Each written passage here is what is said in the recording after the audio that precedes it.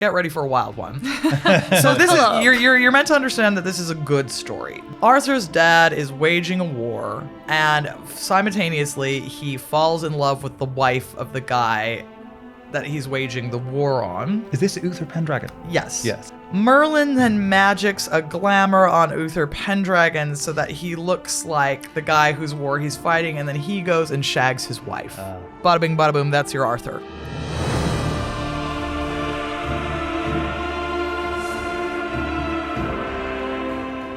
Eleanor, welcome to After Dark. Thank you so much for having me. I'm very excited to talk about magic. We have been speaking about different topics with Eleanor today already, but now we are coming to King Arthur. So, yes. Eleanor, tell us a little bit about what we can expect from this episode before we get into the nuts and bolts. I think the number one thing that people are going to get out of this is that King Arthur is in many ways a choose-your-own-adventure. Mm-hmm. And it is, an entire genre. It's not just like, oh, there's King Arthur and here's his story, because like, well, what does that mean? Because, King Arthur from, stories that we have that sort of survive from 6th century Wales is very different to King Arthur as he shows up in 15th century French stories, and it's different again to, the King Arthur stories that we tell as well now. So there is a kind of rotating cast of characters, and the way that I say you kind of need to think about Arthuriana is it's kind of like the MCU or something like that, where it's like, here's another hero who comes in and he's got his standalone stories over there, and there are constant reboots. Yeah. It's an extended universe and all of it is canon. Mm-hmm. It's just added to constantly, right? Yeah. It's a very ongoing process of yes and. Okay. Yeah. Where, and you might not like one particular part of something, so you strip it out, you can put another one in, and, people will just start over and over and over again. And I think a thing that's also really quite interesting about it is we tend to think of it as this sort of quintessentially British form of literature, but actually people in Germany are writing about this, people in France are writing about this, so everyone's kind of getting involved. It isn't like very specific to one region or place. See, that's very interesting to me, because I would think of Arthur and his knights as being quite English and tied to ideas of national identity, sometimes for worse as well as better, and that he kind of shapeshifts according to the times that he's needed in. But it's interesting that he has this kind of broader geographical reach. Isn't he Welsh? Yeah. Okay, well, there we go. Isn't that interesting, though, that's my perspective on it? Yeah. That he does shapeshift for different people. Yeah, and you're bang on here, because it's like, so our very, very, very first Arthur stories come from Wales, and they come from the 6th century, and we imagine that there must have been some kind of oral tradition that we are not exactly privy to.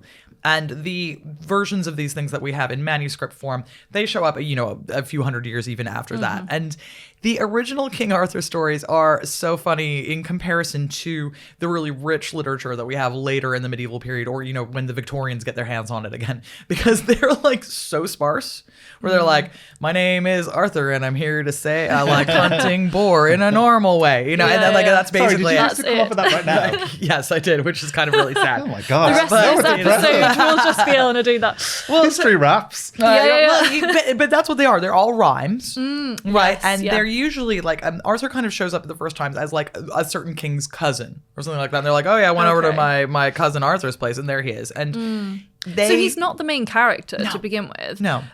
But we know him now as the main character and a sort of ensemble cast around him. Yeah. So can we just establish some of those other characters? So we've got Arthur. Eventually, at what point does he become the main character? He fairly quickly. So at first he's somebody's cousin, and then people say, oh well, this is a cool guy to go with. We'll go with Arthur. Yeah, sure, fine. Then we have some that people might not have heard of kind of earlier on. So you get Guinevere. Kind of shows up around from about the 10th century or so. Guinevere. Okay.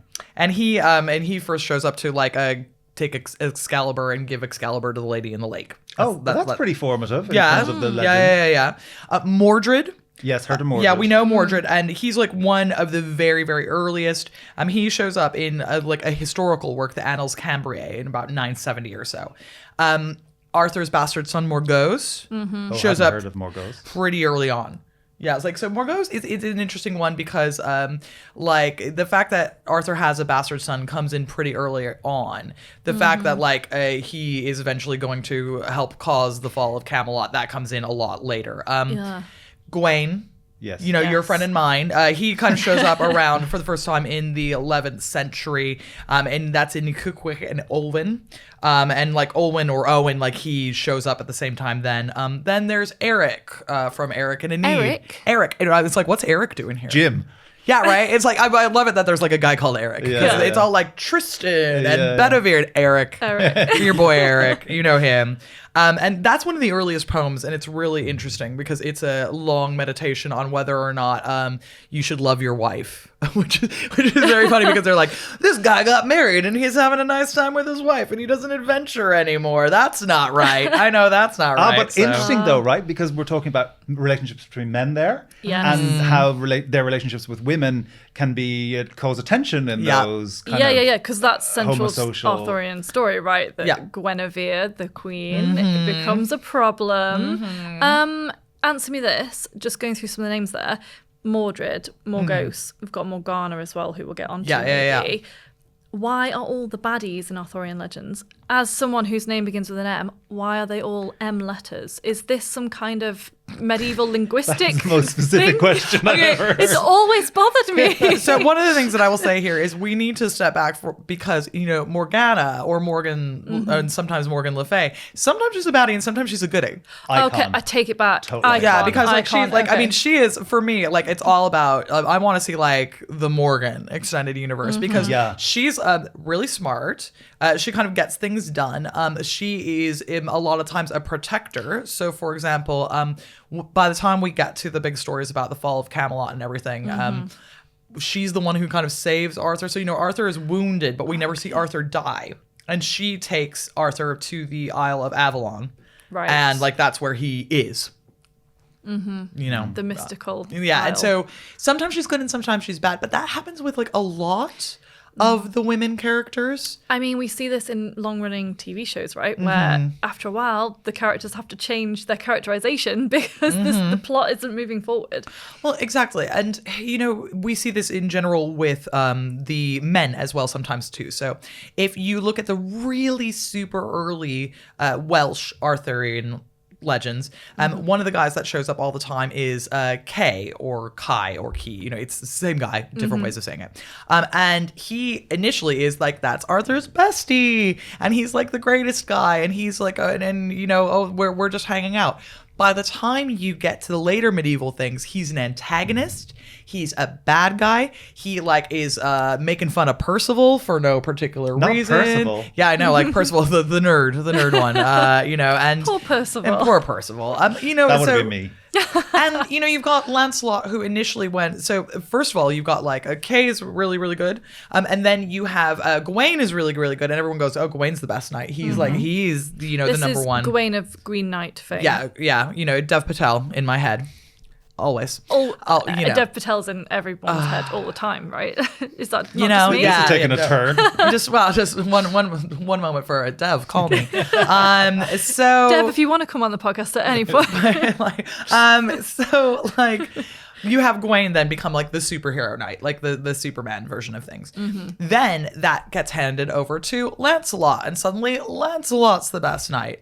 But then when you get into the kind of more romantic poems, so you know, like Lancelot gets his own kind of series, like Lancelot and the Knight of the Cart and things like this. And this is when he falls in love with Guinevere, and suddenly he's shagging the boss's wife. And then it's like, oh, now there's this new moral tension, which always happens with medieval romance literature, and more specifically medieval courtly love literature, has this tension, right? Okay. And so what we mean by romance literature or courtly love literature is that it is a genre of literature that is specifically about hooking up with married ladies.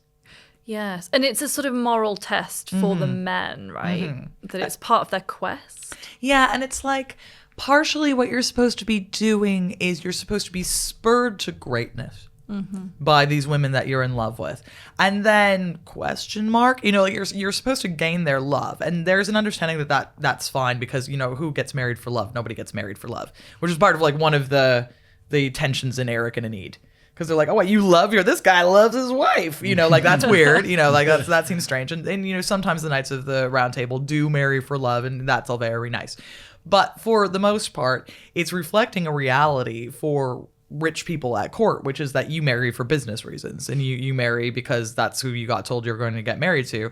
Then you kind of like sit around all day in court with a bunch of other fancy rich people with time on your hands, and you go, hey, what? Hey, at each other. Yeah, and then yeah. and you write poems, and they fall in love, and there's all kinds of scandals. So we have a very cool book about this, which is called De Amore by Andreas Capellanus, sometimes also called The Art of Courtly Love. And it's all about how you should, like 2/3, maybe no, 80% of this book is all about how this is how you seduce married women. And like, here you go. Wow. And how like being married is no excuse for not like having extramarital affairs, blah, blah, blah, blah. And the last 10 pages are like, psych, I just told you how to pick up on married ladies so you wouldn't do it.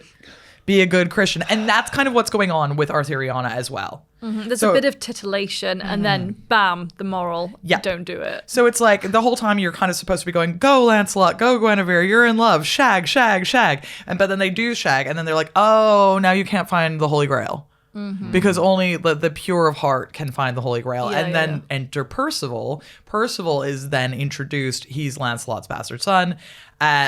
Sometimes, sometimes not. They all have different origin stories. Whoever you need him to be at whatever time. Yeah, and It's like a telenovela. Like, we've forgotten who is related to who at this point. Like, it's, yeah, and so it basically then you have Percival get introduced, and Percival is very pure of heart, and he does everything right, and he's able to discover the Holy Grail. Oh, And then he eventually ends up ascending bodily into heaven. Like, it's very Kaj. yeah, but it's also funny because like even the Holy Grail changes and what it is. So initially they're like, oh yeah, the Holy Grail, and you're like, what's that? And they're like, I don't know, man. And it's kind of like it's like the Philosopher's Stone or something. It's something that can treat like aging or illness. So it has magical properties. Yeah.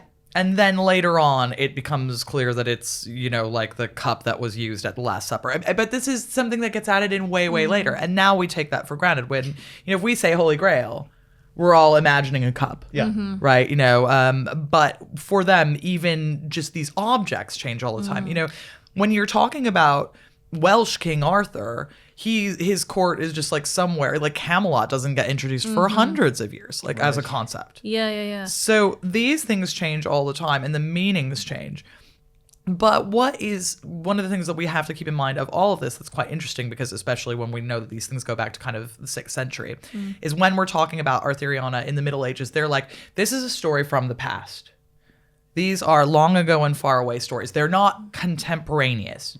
I know when we think of them now, we tend to go, oh, here's some medieval people. These guys are like, King Arthur lived, and there are histories about this. So we have Geoffrey of Monmouth, this is like the boy who kind of invents a lot of Arthur stuff. Because he writes this book called the Historia Regum Britanniae. So, Catchy. Yeah, very good. So it's like it's supposedly a history of Britain, and he's the first guy who's like, and Arthur was real, and he lived then, right? And he fixes this as a kind of time after the Romans have left Britain, but before the Saxons show up. I'm thinking of the Clive Owen film with Keira Knightley here. Yeah, there you go. Obviously, entirely clearly. Historically accurate. Duh. Yeah. So it's like the idea is that they're kind of living in. There's this idea of a kind of like nebulous Britishness.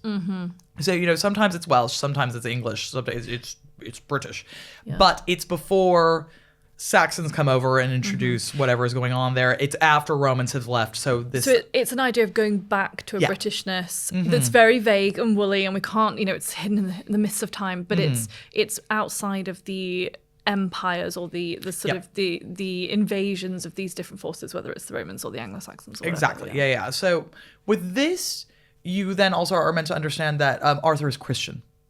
So one of the things is these guys have kept the Christianity after the Romans have evacuated, and they are set up in opposition to the Saxons, who are still understood as being pagan.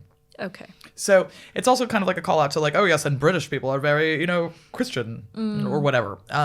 So this is kind of happening in the mists of time. And then, so when English or Welsh people are writing about this is about like an understanding of their own nationality, right? when French people and German people get into it, and they do get into it, they're like, for them, it's like, it's the Wild West. Pew, pew. You know, they're like, oh, yeah, what's going on up in England? Like, it's the edge of the world. It's chaos. It's chaos up there. Like, it's crazy. They got, I don't know, man, story about a dragon under hill. There's a lady in the lake. He shagged his half-sister. You know, like, things like this. Yeah. So it's, for them, it is like the edge of civilization, the edge of the Christian world. Who even knows what's happening in Britain? Are they people? I don't know. So you can tell these stories. Would it be fair to say that some of the elements that we find in these stories, so I'm thinking about things like the lady in the lake or the dragon under a mountain, you know, these things about monsters on the periphery, and obviously you see it as well in Anglo-Saxon poetry with Beowulf and stuff. It's not exclusive to Arthurian legend, but if there's something about how people are understanding their landscape and telling those histories in those terms, but also I'm thinking about these magical objects, the Holy Grail, Excalibur, the sword. I'm sure there's lots of other. I'm thinking the Green Knight's like head and things. You know, there's these kind of magical objects in a world when people are writing these stories down. Material objects are really worth a lot. You know, it's not every day you come across a well-made sword, for example. You know, weaponry is really important. It's really meaningful. Only certain people have access to like really high quality weapons and things. Is there something there that we can extract from these myths about how people understood the material world, the landscape, their world around them? Oh yeah, absolutely. So one of the big things that you see often with Arthuriana in general is that big magical huge adventures take place in the woods. And just the woods. The woods. You know, the woods that are over there. And the woods for medieval people are really a fraught kind of place. And you've got to understand that for medieval people as well, you know, the relationship with nature is quite different. You know, it's a bit more antagonistic. You know, there is this kind of thing about we really need to tame it in order to make sure that we can just get enough food to eat, right? Yeah. And so woods are experienced as this place that is inhuman, right? Because it is wild and it isn't a place that you can necessarily be making crops or things like that. And it's also experienced as very expressly, vaguely magical. So, you know, there are lots of worries in general with folk culture about there being monsters in the wood, about, you know, wizards being in the woods, or people who can practice magic and they don't need to participate in society. So they can just kind of go out into the woods and like do their thing. Right. There is this real worry about, you know, just even things like wolves, a lot more scary for them, you know, things like that. There's also the tension there where a lot of the time when there are woods too, they're kind of like owned by the crown and you're not supposed to be in there because there's this kind of like worry about poaching. Yeah. And they're a place that maybe outlaws can escape to as well, right? I'm thinking later on of like Robin Hood, you know, obviously has presumably older roots, pun intended. Oh, yeah. Well, and you're bang on there too, which is also something about weaponry. Because there is a real worry about travel and these places where you don't have anyone kind of looking at things. You know, there's no such thing as police in the medieval period. There's no such thing as, you know, a law and order that isn't brought about by kind of lords. You know, there is this common consent of communities that they, you know, everybody wants to get along.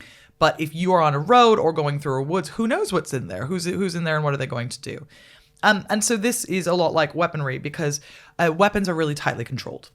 In the medieval period, you can't just like go around having a sword if you are a commoner. Swords are a very specific shout out to the fact that you are noble, you are kind of like a knight or higher, you're allowed to have a sword because, you know, they're dangerous weapons and, you know, there is a very express idea of who gets to wield violence, and that's the nobility, right? They get to do violence. Now, on the other hand, you are allowed to have a sword if you're a common person and you're traveling.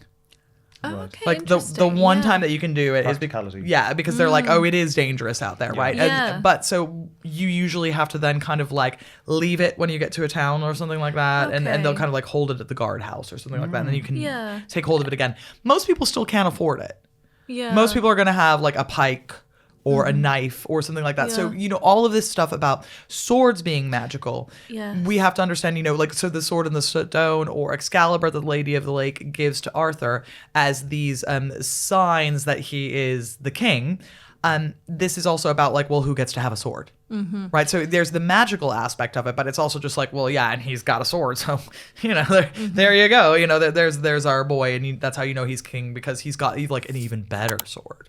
Yeah, the sword. So speaking of swords then, for anybody who maybe has heard of King Arthur but is not necessarily aware of some of the stories, can you give us some of the details of the Sword in the Stone? That's probably one of the more famous ones, right? Yeah, absolutely. So the Sword of the Stone is a fun one because it introduces a lot of the characters that we've talked to, but then also your friend and mine, Merlin. Merlin is largely invented by Geoffrey of Monmouth, who I've already talked about before, kind of in the 12th century. And he says that Merlin is a wizard, and more specifically, Merlin exists because a demon shagged his mother, and Merlin was going to maybe be a kind of antichrist figure. It's a classic origin story, isn't it? I'm thinking in Greek mythology, this idea of like a god coming down, or in this case a demon, and having sex with a mortal woman and creating a sort of hybrid person. And indeed, we see it in Christianity. Exactly. And so this is what you kind of get. That's how you get a Merlin. That's how you get someone who can wield magic, because magic is. It's a dicey area, right? It is kind of seen as somewhat suspect because you're attempting to like reorder God's universe, right? So, he can wield magic because his dad's a demon.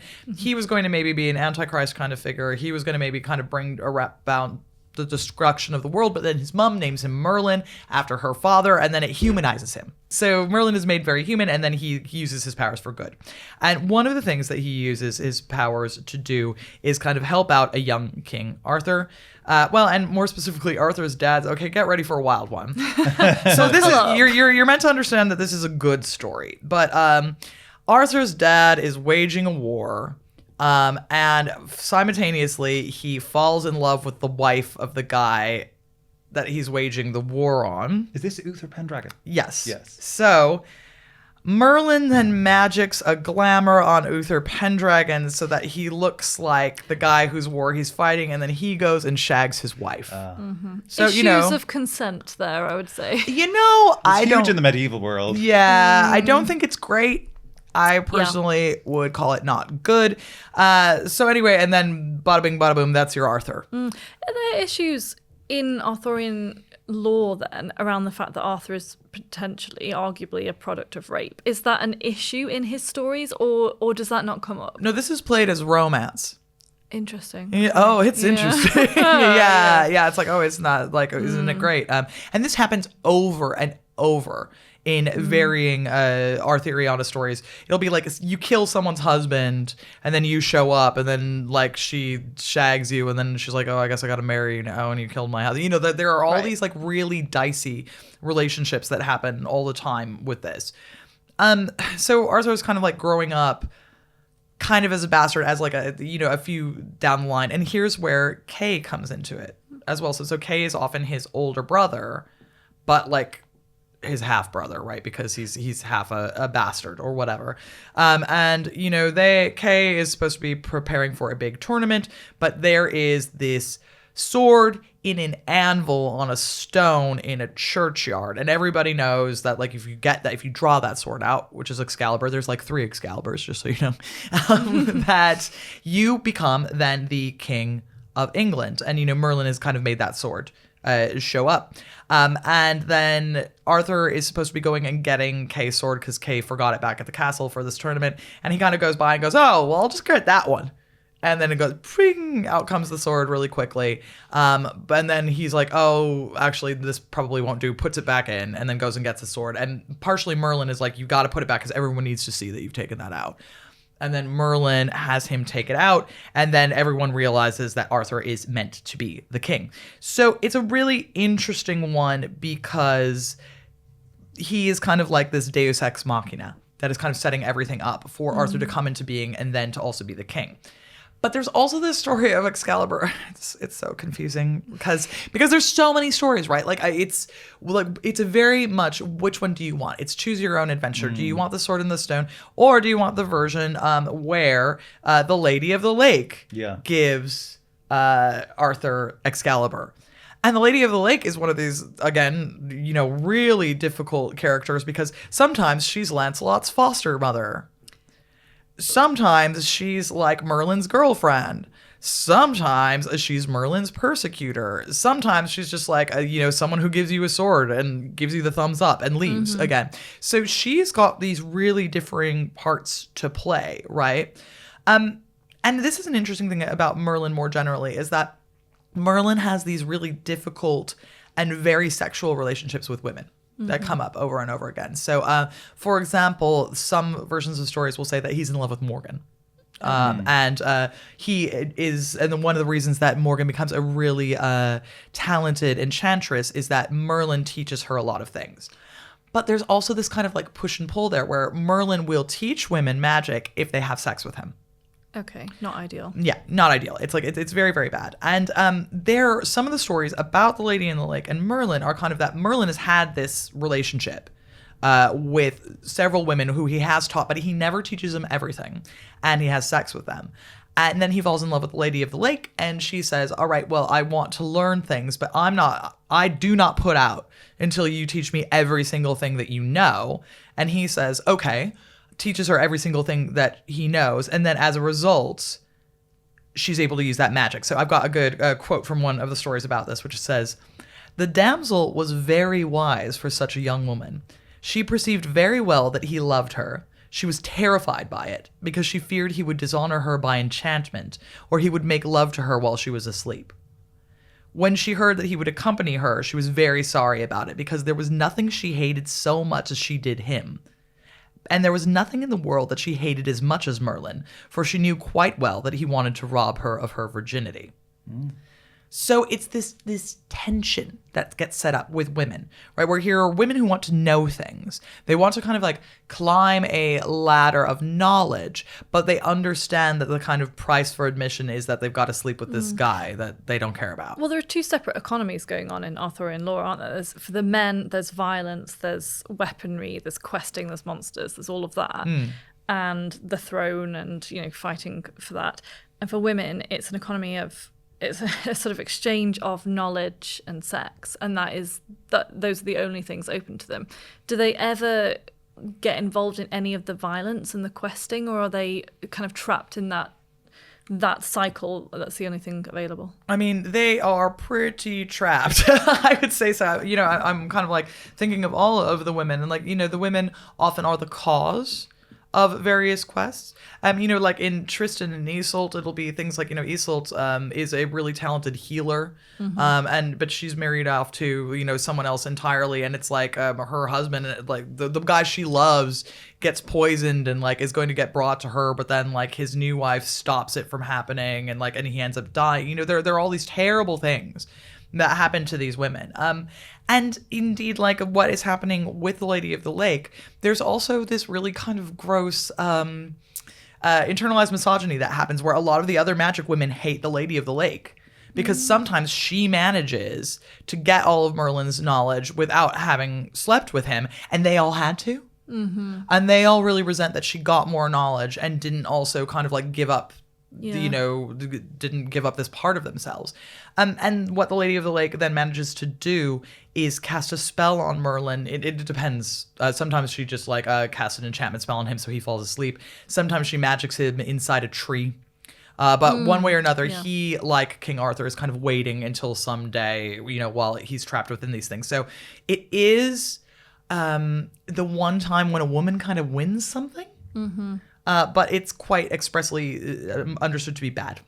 I want talking of extended universes, I want a feminist retelling of Arthurian legends. legends. Oh, it would be good. Yeah. There must be. If you Google that right now, I guarantee you. Someone's out there doing the good work. That's totally there. Let's finish then on one of the foremost, most famous women from Arthurian legend, that being Guinevere. What can you tell us about? Because my understanding of Guinevere is that it can be quite a complex representation of womanhood, in that you get this love, sometimes lovelorn, this sometimes someone who's not very faithful, depending on the stories that you're reading. But also, she can be quite active and she can assert some agency, again, depending on what you're reading. So tell us, colour in Guinevere's world for a little bit. Yeah, so Guinevere is a really interesting one because, she is, the queen of Camelot. She's King Arthur's queen, but also her love story is her love story with Lancelot. Yeah. You know, and that is understood to be kind of naughty but fine. You know, where it's like everybody knows that this is going to cause problems. Everyone knows that they kind of got to keep it down and keep it a secret. But it's also understood as almost an inevitability. You know, Lancelot is really handsome. You know, he is the best knight. He is all of these things. And Arthur is like much her senior. It's just like kind of not, it makes sense within this. But you also have all of this foreshadowing. Right. So one of my favorite pieces of Arthuriana, it's from a poem called The Antiquaries of Arthur. And in it, Guinevere runs into the ghost of her mother in a forest. So it's a classic Christmas story. It happens at Christmas. There's like a big hunt, and Gawain is bringing Guinevere home. And they run into this absolutely terrible apparition, which it goes like this. It says that all bare was the body, black was the bone, enwrapped in a clout for clothing ill clad. It mourned and lamented as women make moan. Of skin nor of color nor covering it had.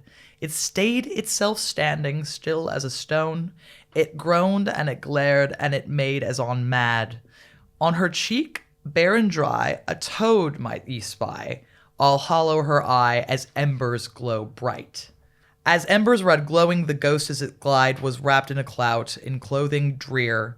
She set over with serpents that clung to its size, to tell of the toads were a tale full of fear. Quoth Gaynor, which is another name for Guinevere, now say what from dole may thee light. Holy men of the city all seek for thy sake, for those beasts also baleful, thy body that bite, and thy blood turn to blackness, mine eyes blind they make. And the ghost says, nay, these were my lovers, erstwhile my delight, but now have they brought me thus low in this lake. All the wealth of this world it hath now taken flight, while these worms so wretched my torment they take. Thus to wrath am I wrought, my sweet Waynor. I wish mass 900 done. Okay, so this is a classic medieval ghost story. Her mother used to be beautiful, and now her mother's ugly. Her mother used to wear a beautiful, rich garments, and now she's just got like a gross cloth all around her. Her mother used to shag a bunch of men at court, and now they are snakes and toads that are all over her body who are like sucking her blood out of her. So this is a kind of warning about all of the excesses of femininity at court. Like, oh, you think that you're beautiful and you take pride in that, you're going to be ugly. You're going to be ugly in death. You know, you like shagging guys, oh, well, they're going to torment you in hell. And she shows up both as a warning to Guinevere to be like, change your ways. Do not become like me. Don't go around shagging Lancelot. Yeah, you're pretty. Who cares?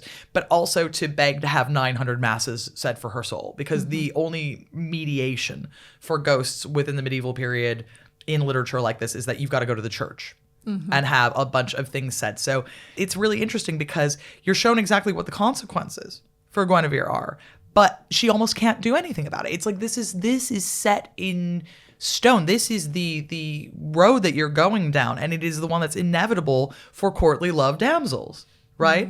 And so it's really tragic, because you kind of see that, yeah, there's some idea of personal choice there, but like really what is it, you know? Yeah, when we think about the Arthurian knights, okay, they all fit into a template of, seeking particular things, and we know there'll be like a moral conclusion, but there's so few options for the women in these stories. I mean, it's so funny because what I took from that was, wow, Guinevere's mother had a great life. I know, right? Queen. It's like good for her, because the skeleton thing didn't happen. But her life did. Yeah. And, well, did it. But, in this story. And so, good for her. Yeah. Who cares about the skeleton afterwards? That's made up to scare Guinevere. But, like, yeah. But what is all of this telling us then? All this made up things based on some facts. It's just such this big mishmash of fact and fiction. Myth, basically. What is it trying to tell us about British history? Well, in the first place, it's trying to tell us that there are mythical spirits that kind of guard Britain, right? So there's this idea that Arthur is going to kind of come back. He's at Avalon, he's sleeping, and, in Britain's hour of greatest need, he's going to come back. And there's an old legend that says that the Welsh believe this. So, for example, some Anglo-Normans wrote about this in the description of England, and they say that the Welsh say that they openly go about saying that in the end, they will have it all by means of Arthur. They will have it all back, and they will call it Britain again. I'm just Henry VII, firstborn male, Prince Arthur, doesn't make it to the throne. But with all of that in the background, what is Henry VII saying that this Tudor dynasty, the Welsh Tudor dynasty, is about to take Britain back, bring this glory? 100%. And he does that on purpose. You know, when he comes over to England, he brings a big red dragon flag, which is supposed to show, you know, the dragon of Britain is kind of taking over again. So it's playing on these ideas about destiny and truth and providence. Now, very interestingly, we don't actually have any Welsh sources that say they believe that, but we just have a bunch of like Normans being like, oh, they totally believe this, and then that becomes eventually transmogrified, especially by Henry VII, into no, this is about England now, or this is about like England leading Britain. So this is a real kind of desire to say that there is magic that is alive in Britain, and that might be on the part of British people who want to big up Britain, and it might be on the part of like French and German people who are like, they're weird up there. What are they like, I think the idea of magic dormant in Britain is a good place to end, and we'll never know if we may know. Arthur may come back in our lifetimes. We'll see. Don't schedule anything around that, though. Yeah. I'm leaving my calendar open just in case. Eleanor, thank you so much for delving into some of the Arthurian lore, and I think there's so much still to discuss, and I'm sure we could do many more hours on this, but that's a really nice taste of some of that world. Thanks for watching this video on the History Hit YouTube channel. You can subscribe right here to make sure you don't miss any of our great films that are coming out. Or if you are a true history fan, check out our special dedicated history channel, historyhit.tv. You're going to love it.